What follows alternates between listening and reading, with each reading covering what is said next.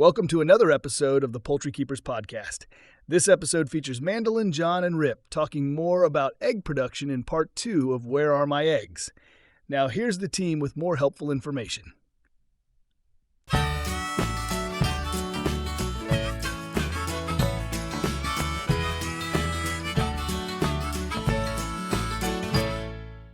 got to be careful how I say this, but when you look at the information online and projected rate of lay for a particular breed, I raise reds, so I'll pick on reds, and they say 240 to 260 eggs a year. I'm going to be honest with you. Standard bred birds have pretty much been ignored for their production qualities, and they won't come close to that.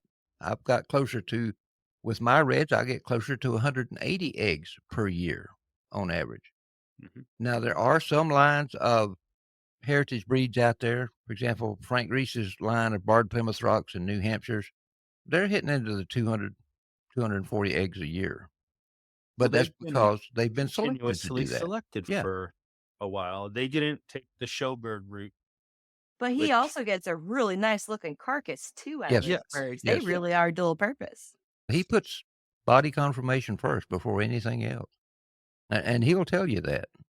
He's like my idol. Absolutely. But you order heritage breeds, and I'm going to use quote unquotes here, from a hatchery, and they give you these stellar egg production numbers and the body weight numbers, and then people get so upset and they get disgusted really, because their birds just don't do those numbers. If you're going to go that route, just go into it realizing that you can't always trust what you read online. Yeah. First off, it's hatchery birds. I think we've beat that subject quite a bit. But generally speaking, these are the numbers the breed has been known to do. It's possible to work back up to there, but it's far easier to find somebody that's been maintaining the breed to the standard and getting your start from them. Yes. And what's tricky is when you see those advertising numbers of this breed of bird is going to do X, Y, Z, more often than not, in all of those descriptions, it's a copy-paste scenario. It is by no means the real data that came from that specific flock. It's just copy-paste. This is what the breed is known to do. But the seller maybe didn't prove it. Whereas I can tell a potential customer, if you're looking for good egg production, I'm going to give you eggs that are specifically from hen 3732 and 1913 that have been mated with this rooster only. And you know what? I'm not going to be able to give you 40 eggs in a shipment because I can get you 20 fresh eggs. And usually people are more agreeable to that because they're able to choose what they want. If you want a really big meaty carcass, I'm going to put a different rooster over these same hens or maybe give you eggs from a different hen. But it's talking to your breeder and really working out where you want to be. Or if you want to be right down the middle, we can do that too. A big hatchery is not going to give you that level of service. No, they will not. They can't. They're too busy. No, absolutely. I come from spending a lot of time in the customer service area, and once busy season is going, the customer service can suffer a lot, and they don't have time to go through all of your questions that you emailed them. If you want that personable relationship, you want to find someone who's not so busy. Mm-hmm. Or the way you've set up your infrastructure. And that was one thing that really enamored me early on is if a customer is looking for a particular quality, I'm going to pull them out of pen 3 or pen 4. That's because I have different breeding goals for each pen. And so based on what goals they have, then that tells me what pen they ought to be buying out of.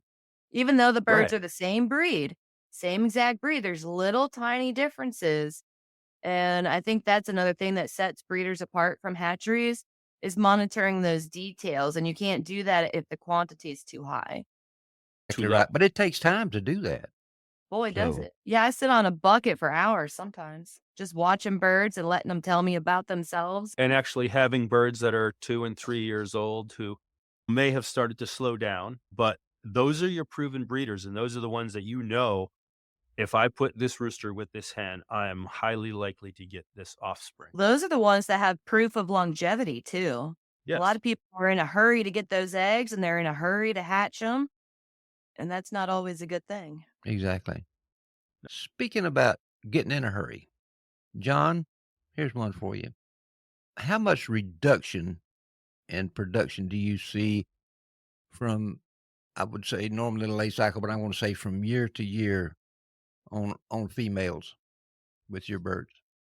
I think on average, I could lose 10 to 15% in overall production as the birds start to go on in age. I'm able to manage that down a little bit now that I'm very aggressively managing the molt and shedding all that external body fat and getting the birds back down into being ready to lay again. But yeah, every year it does decline. And that's a normal thing. Mandelyn, what about you? What do you see with your birds? I just had a question. So when you see that decline, because that decline is inevitable, year over year, they're going to lay less and less. I wanted to ask John if he's seeing that in that full year, or is it weekly? Because mine will still do 5, 6 eggs a week. It's just not as many months out of the year. And they'll slowly dwindle down to where they might only be an active lay for 3 to 5 months, but I'm still getting 5 to 6 a week when they are an active lay. But is it possible for them to just drop to 3 eggs a week over a long active lay period? That's where my brain went. Usually when they turn back on, it'll be a couple of weeks of bumpy, spotty eggs, and then they're going to establish their new production. And if they were a 5 egg a week last year, they might be a 4 egg a week this year. See, Take mine a do the longer same, pause. just not as often, not for as long of a period. I see a longer pause in my birds. Yeah, a longer pause, but the same production as before with slightly larger eggs each year too, because the older they get, the bigger those eggs get. Yes. Yeah. And And then then we start anytime getting they into are almost pooping. coming into lay or out of lay is when you might get some wonky eggs as they shift. That's when you're at a higher risk of soft shell eggs or double yolks or goofy things, is when their system is going through change to either stop or begin. Here's a loaded question for you. If you're getting fall and winter eggs, should you hatch them? Yes. If that's what you're looking for, yes. And my belief is yes. If you're naturally getting them, I think you should absolutely preserve that genetic. It comes with a caveat though. It's Yeah. not for everyone, because it also means winter growing and winter brooding. And you don't want to do that anywhere near your house, because your Correct. heater's going to be kicking on and blowing all that around. You don't want it anywhere near where you are. I would only consider doing it if it's out in its own barn or shed or somewhere insulated where you can have your stable temperatures and get your lights where they need to be so that they grow, because growth will be different when they're winter grown. You might not see the same size. There's some little changes in there as they respond to that environment that they're in. So it's not necessarily something for beginners. But it is something that we've covered every single critical aspect of being successful in the process. Now that we're really diving into the lighting, that's really the last part. And there's some lighting schedules that people can run that'll really promote chick vigor and health. As Mandelyn said, we've already talked about the health dangers here. It's especially important if you have any sort of recirculating forced hot air or forced air system in your house, because you're pumping that into every room of your house now, no matter where Yes. these chicks are. So you may think they're down in the Dust is a corner of the sticky basement, dust. but no, it's not. It's everywhere. Chick dust is Es- about the stickiest dust there ever was. And if you want it Especially, all over the vents of your house, go ahead and do it. But otherwise, the more you can keep them outside, the better. I Amen. can't recommend brooding babies in the house. Just please don't. get a sweeter heater or any of those radiant type heaters where it warms the thing, not the space. And the chicks will be super happy. It'll be just like a mama. Unless you have a broody hen. I have hens, and I'm fighting them right now. I'm kicking them off piles of eggs and taking the eggs because I want to hatch them. They want Yeah, I to would hatch. let them do it because those chicks are so robust. They're going It to get could them be back. 22 degrees outside, and broody mama has it covered. They will get the eggs back at basically day 20 of incubation. I'll reach under them and pull the. So once I kick off incubation, I'm going to let them sit on whatever they've got. And then when I'm at day 20 or 21, I'm going to reach under and swap the eggs out and let them raise the ones that I want them to raise. Because yes, hen raised chicks, especially raised in the fall or dead of winter, it makes me wonder why my hens want to go broody in October and November. You That's trained not, them to be that way. but that's not naturally when the chicks are going to be hatching and they're going to have an abundance of forage. So, John, I think sometimes that goes back, excuse me, to when a breed was created, and they created with a specific goal in mind. And it could have been that they were selecting for birds that were production heavy during in the the fall winter, and winter months. which is the Chanticleer Yeah, specifically. They were which designed for that. when your best egg prices were back then, They because don't not lay everybody well had layers. when it's hot and especially humid and my birds are miserable. They'll shut off in the middle of the summer. They don't want to lay. Yeah. Now, my favorite thing about the fall-born pullets is right around March, April, May, they're starting to lay when I need to be hatching for my more established females. Mhm. So during hatch season, I get plenty of eggs for the incubator, and I still get breakfast from those young girls that just started. That's where my breakfast comes from in the spring, is Pullet the eggs are full good. hatch pullets. Because they need time for that egg size to get right. They need to give me their laying history. So for a good 3 to 5 months, their eggs are breakfast. And people don't question pullet eggs in the early spring. They just go, oh, pullet eggs. Yeah. Oh, yeah. It's April. Great. Yeah. I'll take a dozen. Thanks. What about selling birds? I have found that if you have excess pullets, that they're much more marketable in the springtime. Yes. There's Because like a 3-month magic window of when a laying age female is her most valuable, and it's right in chick season. Because especially if you have a small urban coop, do you really want to brood chicks while you still have your older hens hanging around? Because it becomes very tricky with the space. And it's a lot easier to introduce started pullets than to go through the whole chick thing.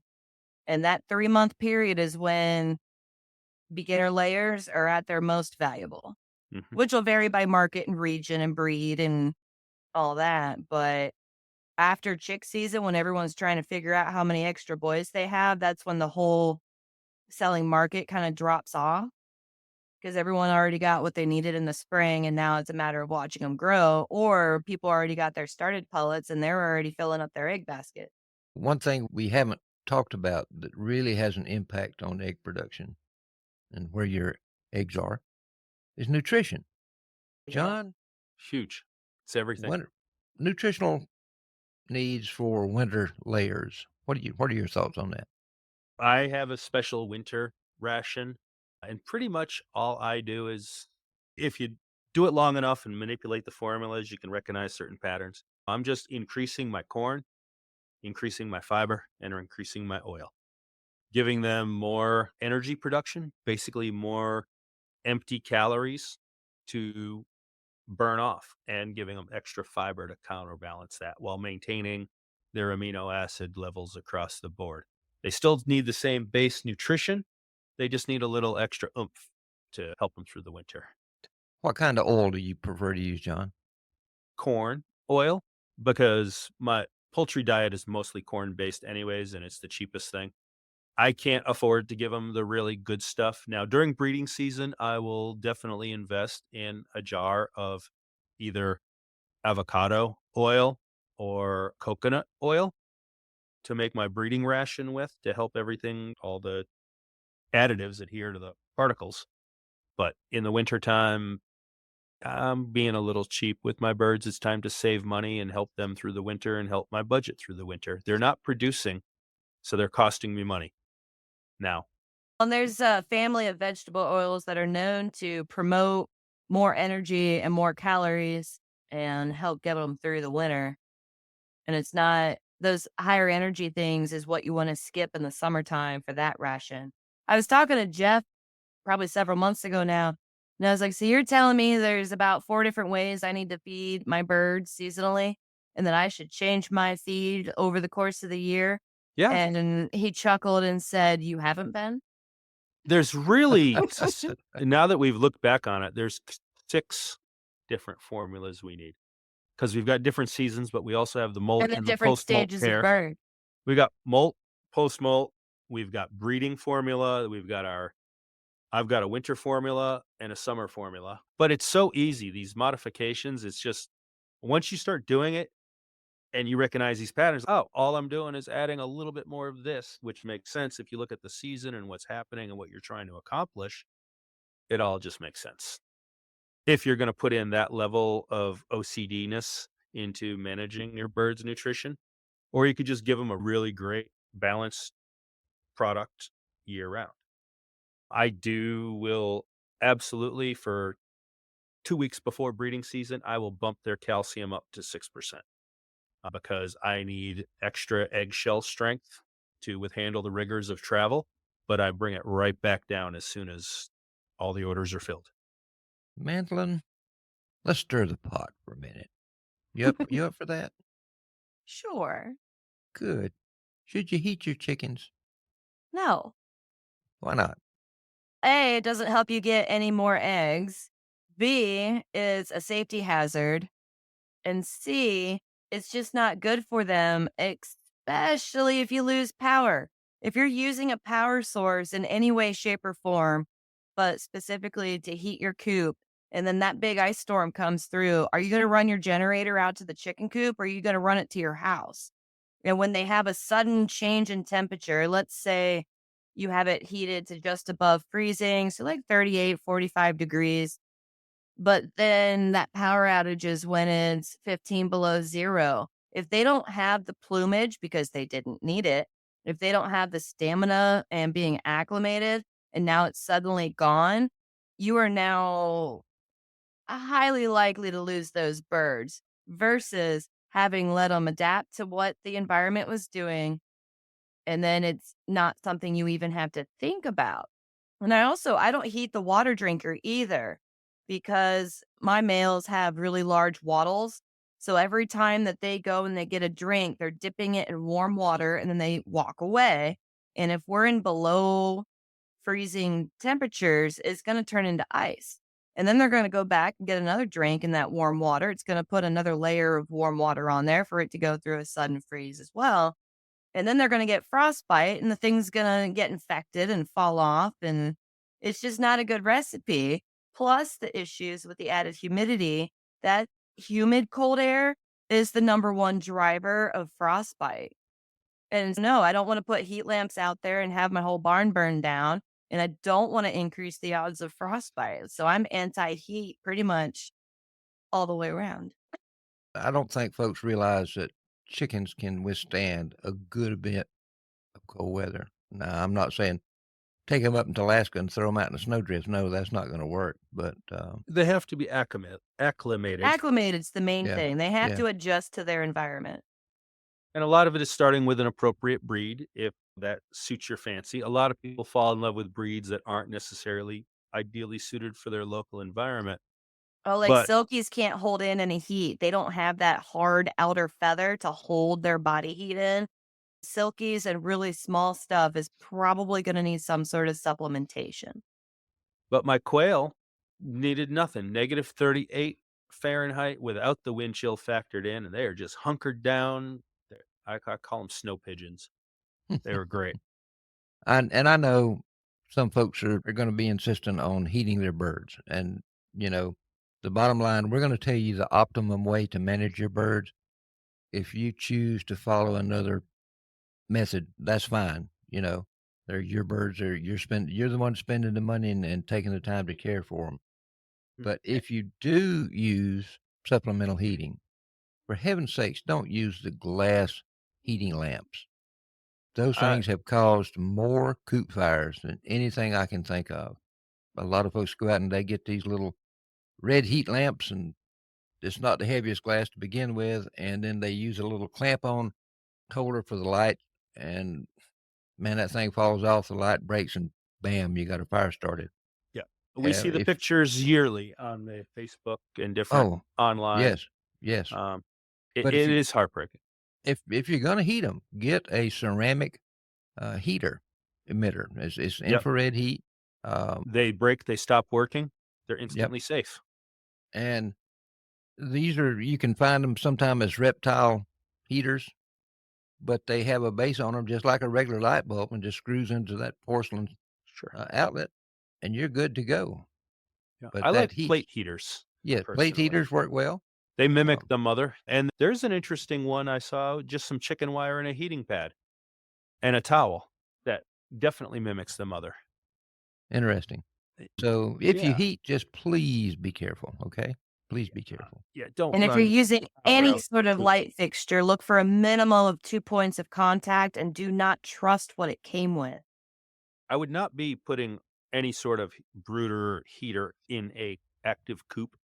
If you're brooding, it should not be in your coop. It should be in its own space.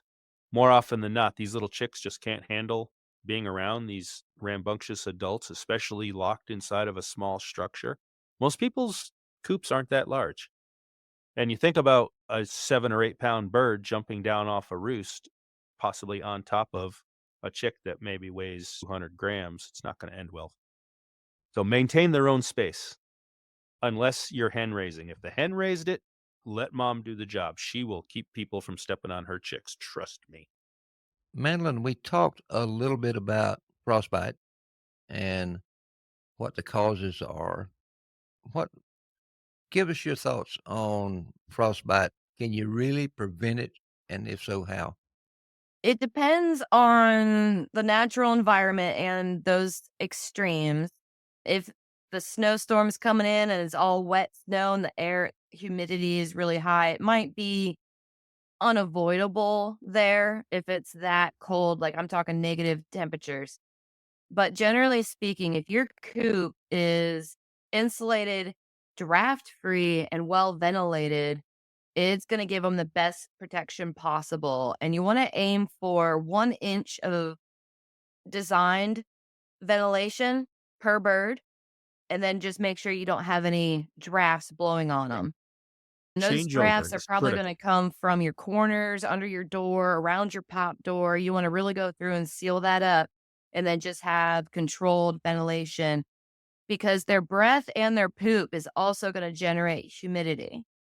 So if you have it too tight and there isn't ventilation, now you're increasing the humidity. And if it's below freezing, now you're the cause of the frostbite by creating that humid environment from a lack of airflow. What about, and here again, I'm at a loss to explain some of this just because of the weather conditions I face in the winter are much different than you guys do up north. But what about, and John was just touching on it, we got smaller coops, most folks.